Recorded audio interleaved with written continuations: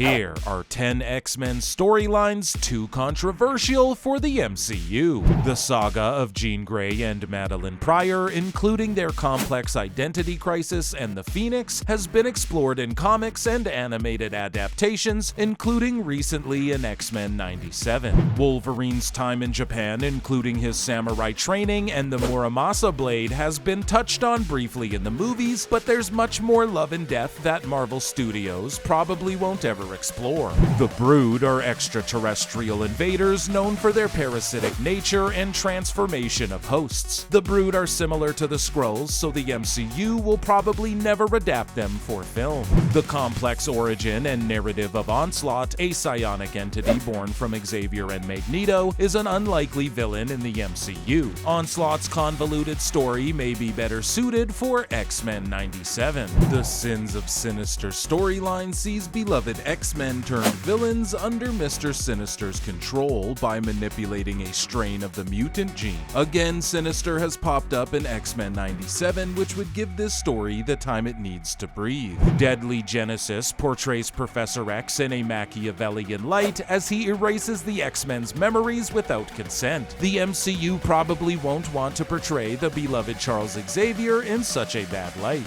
Contagion is a departure from typical Wolverine storylines, focusing on a lesser-known villain and featuring questionable content, including gratuitous sexual imagery, among many other things. The Draco delves into Nightcrawler's backstory and introduces Azazel as his father, which highlights a plot hole in his true parentage. The Draco is disliked by the vast majority of fans. Adapting Inhumans vs. X-Men into a movie would likely harm both teams' popularity. The MCU's Inhumans series was a flop, and having them stand a chance against the X-Men would either work well or backfire horribly. House of M conflicts with the current canon of the MCU, with many of the ideas and themes being used, especially considering Wanda's twins were already born and unborn in WandaVision.